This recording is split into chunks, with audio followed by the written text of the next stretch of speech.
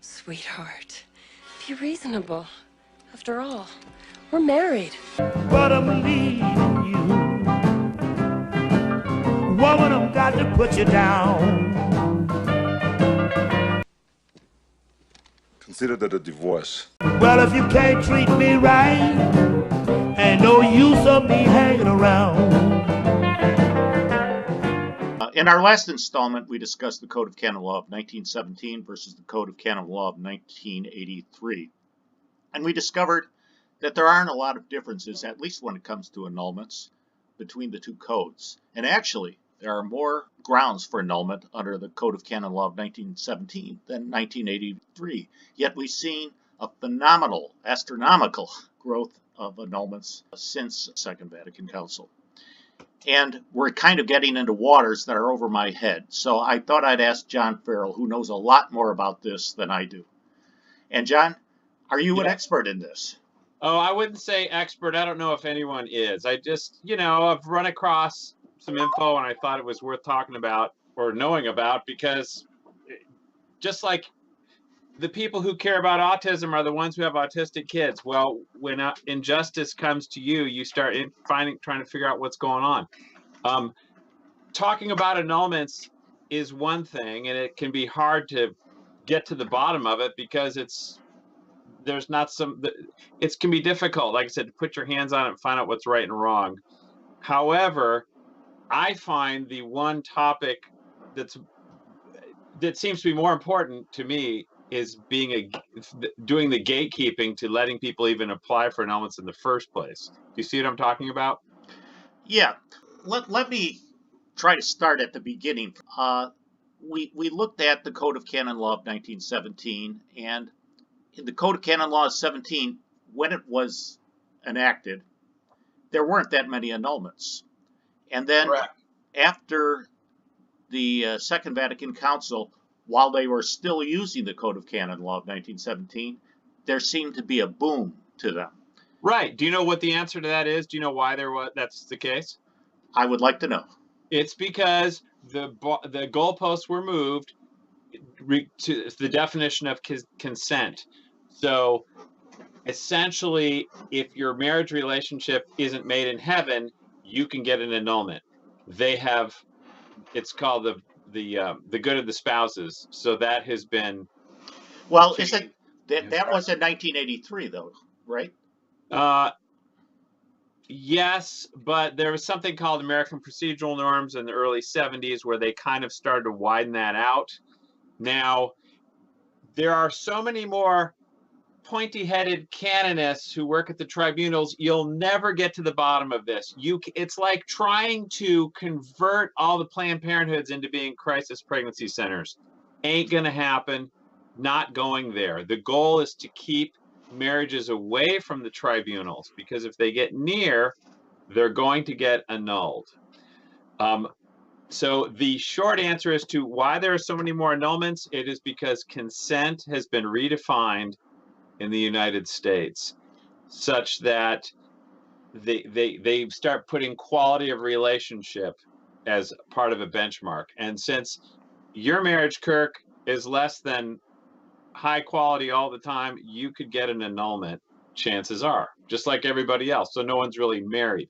So what we want to do, the idea is to keep the people from actually filing for annulment in the first place, which means we need to follow the canon law on separation. But when did the issue concerning consent change, and were there documents that were enacted? Oh boy. The answer would be after 1970. The American Procedural Norms got started with that, and then it was Canon 1095. Basically, they were trying to, for people who really didn't know when Tuesday was, kind of thing, they can't get married, right? So they just took that and ran with it, so that pretty much everybody who's got any kind of disorder, which would include most people who are breathing, can qualify for annulment. Essentially, a little bit after the Beatles is when the annulment, the barn door started to get opened up pretty good. So this was just the United States and not the rest of the world? Yes, to my understanding, that's right. So this was the Bishops' Conference, the predecessor of the USCCB that did this. No. Uh, I don't exactly know where the American procedural norms came from and who did it, but I just know it got started, and it was a way to. What we have is we've got two universes that are colliding, the state and the church. And the state said no fault divorce, and the church kind of went with the flow. Sound familiar? So this is how that they did it. And we still have the problem today. And now everyone, the church is diametrically opposed to the state, but in this country we all, Rodney King, can't we all just get along? And that's a huge problem. The emperor has no clothes. We can't talk about it. So we still have a canon law that, at least in regard to marriage and annulments, that's somewhat similar to what we had in 1917. And let's get back to what you were talking about, consent. Yes. How does consent, what do you mean by consent? How is that affecting the annulment process? Well, if you consent, it's a promise. It's the marriage contract: permanence, faithfulness, and openness to life. Those are the three things you need to consent for. You also cannot plan to take your spouse and lock them up and have no relationship with them, kind of thing. So, in other words, if you will something bad for your spouse, that negates consent. But they have taken that and flipped it over to, if you do not provide some great interpersonal relationship, you are not capable of marriage. So there are all kinds of, pretty much every marriage relationship suffers from that at some point. Therefore, they all get annulled. These are, I'm speaking in general terms, but most people, that's why they call it Catholic divorce, wink, wink, because it effectively is, even though it's not 100%. Where in the Code of 1983 does this consent provision come in? What makes marriage consent? How do you make marriage? Marriage, it's defined. The 1917 All right. Code.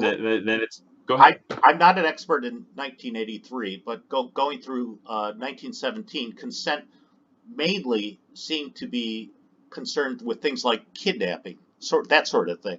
So that if somebody kidnaps somebody, there's no consent. Right. All that stuff is the same. Marriage never changes. God never changes. The description of marriage can be different, but it never changes it. Okay. So obviously, they've just used a different flavor of describing marriage in 83. Nothing changed, but people took that and ran with it, such that a communion of life and love for the whole of life, or of the whole of life, means if you're not giving your whole self, it's not consent. What that means is till you're dead, the whole life, timeline. So people are interpreting things because, doggone it, we want our annulment and we want our divorce, and we got to figure out how we can bend canon law around to get this done. And that's exactly what's happened. It's been institutionalized. So basically, liberal annulments are a piece of the landscape, and that's pretty hard. It's like transforming the public schools. It's not really going to happen. You have to homeschool. So, and what needs to happen is marriages need to avoid the tribunals, and the sin of separation needs to be described. Instead, it's not talked about and is not judged. Therefore, we're just all Protestants now when it comes to separation. We'll be back in about a week with the next part of our interview with John Farrell.